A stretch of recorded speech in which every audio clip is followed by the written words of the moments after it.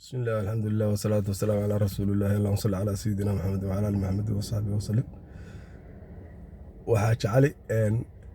وعلى نور ديري علي بلع waxaan salaamayaa dhammaan ummadda Soomaaliyeed oo dhan meel kasta oo caalamka ka joogtaan salaan kadib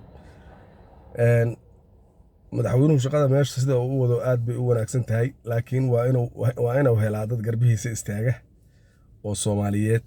qaas ahaan anigu dadka aan dhaliinayo dadka gobolka Banaadir ka soo jeeda way xoolihiina iyo xooggiina madaxweynaha garab istaaga adduunyadu maantay waxay meeshii maraysa wada u jeedaan aqoon iyo dhaqaalo ayaa dawladnimo lagu noqdaa labadiina waad haysaan marka reer Banaadir garab istaaga oo si furcadi ah u garab istaaga ammaanka xaqiisa ku garab istaaga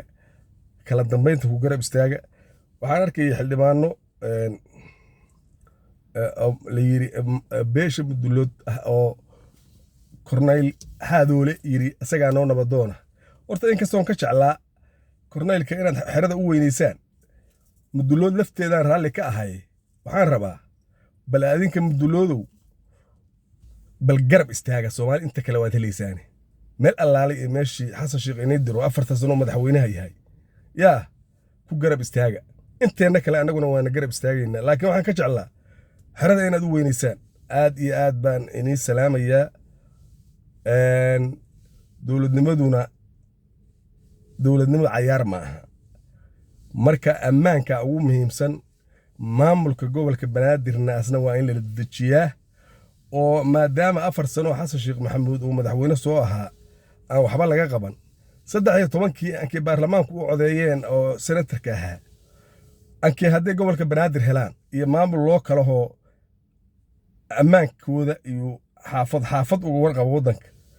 ayada lafteedu waa very important waan aad u salaamayaa odayaasha gobolka Banaadir ka soo jeeda aqoon-yahanada ganacsatada waxa la inka rabaa xasan sheekh xaw qabtay hadheynina xasan sheekh kaligi wax ma qaban karo xasan sheekh dawladda is haystaan daris la oo waad aragteen oo qolo u masirsan tahay marka waxa la inka rabaa horta kaalay waranagaaba dawladda inaad tiraahdaan xooggiina iyo xoolihiina inta isu keentaan nabadda iyo dhaqaalaha intaba intaad ururisaan aad garab istaagtaan canshuur xoog leen kaga qaaday iyo haddii ayadoo sidaan marka aad si la mucaaradana waaba ka sii xunta waxay horta mucaarad sheegtay madaxa ku dhufta 4 sano waxa wadankan iyo dadkan iyo gobolka Banaadir ragaadiyay waa mucaarad iyo iska daba wareeg xasan sheekh la shaqeeya aad iyo aad baan inii salaamayaa waa xaaj cali buluc madaxweynaha garabkiisa istaaga anigu intaasaan leeyahay dawladnimo kama sokaydo in wax la isiraahdo oo wax la iska maqlo oo ninka kale garabkiisa istaago dawladnimo kama sokayso intaasaan soo jeedinayaa waa subax khamiisa dambigeena la dhaafo ummadda Soomaaliyeed oo dhanna hala shaqayso Banaadirna xil gaar ah ayaa sii saaran ciyaal xumaaba kala dhuuqaha magaalada 4 dhinac waxaas waxa weeye dadkiiba waxa ka lumay dignity shalay hadaan lahaydeen kuwa xabada sideenaan ka baqaynaa ma ilmaha xumaad sheegada ku dhufo weydeen oo dadka baaranaya garab istaaga dawladda haddii dawladdaas u leexdo nin xasan sheekh ka aqoon badan